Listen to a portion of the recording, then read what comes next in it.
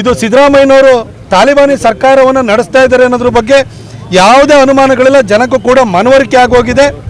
ಆದರೆ ನಾನು ಸಿದ್ದರಾಮಯ್ಯನವ್ರನ್ನ ಕೇಳ್ತೀನಿ, ಸರ್ ಇದೇ ನೀವು ವಿರೋಧ ಪಕ್ಷದ ನಾಯಕರಾಗಿ ಬಳ್ಳಾರಿಗೆ ಪಾದಯಾತ್ರೆ ಹೋಗಿದ್ರಲ್ಲ, ಅವತ್ತು ಬಿಜೆಪಿ ಸರ್ಕಾರ ಅಧಿಕಾರದಲ್ಲಿತ್ತು, ಅವತ್ತು ನಾವು ಹಿಂಗೆ ನಡ್ಕೊಂಡಿದ್ವ ಸರ್? ನಿಮಗೆ ನೀವು ಊರೂರಲ್ಲೆಲ್ಲ ಅಹಿಂದ ಸಮ್ಮೇಳನಗಳನ್ನ ಮಾಡಿದ್ರಿ, ಆಗ ನಿಮಗೇನಾದರೂ ನಾವು ತಡೆಯೋಕ್ಕೆ ಬಂದಿದ್ವಾ?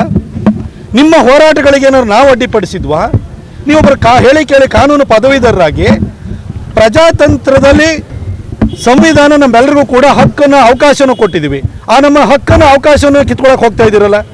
ಅದ್ರ ಜೊತೆಗೆ ನೀವೊಬ್ಬ ಕನ್ನಡಿಗನಾಗಿ ಕನ್ನಡದ ಬಗ್ಗೆ ಇಷ್ಟು ಅಸಡ್ಡೆಯ ಮಾತುಗಳನ್ನ ಆಡಿದ್ರಲ್ಲ, ಭುವನೇಶ್ವರಿ ತಾಯಿ ಬಗ್ಗೆ ಅಸಡ್ಡೆ ಮಾತಾಡಿದ್ರಲ್ಲ, ನೀವೇ ಅಧಿಕೃತ ಸುತ್ತೋಲೆ ಮುಖಾಂತರವಾಗಿ ಒಪ್ಪಿಕೊಂಡಿರುವಂಥ ಅರಿಶಿನ ಕುಂಕುಮ ಕಲರಿನ ಬಾವುಟದ ಬಗ್ಗೆ ಬಾನು ಮುಸ್ತಾಕ್ ಕೆಟ್ಟದಾಗಿ ಮಾತಾಡಿದ್ರಲ್ಲ, ಆ ಒಮ್ಮಂಗೆ ಒಂದ್ಸರಿ ಕರೆದು ಬುದ್ಧಿ ಆದರೂ ಹೇಳ್ಬಿಟ್ಟು ಕ್ಷಮೆಯಾಚನೆ ಮಾಡಿದ್ದಿದ್ರೆ ಇವತ್ತು ಈ ಪ್ರೊಟೆಸ್ಟ್ ನಾವು ಹಮ್ಮಿಕೊಳ್ತಾ ಇರಲಿಲ್ಲ, ನಾವು ಕೈ ಬಿಡ್ತಾ ಇದ್ದು.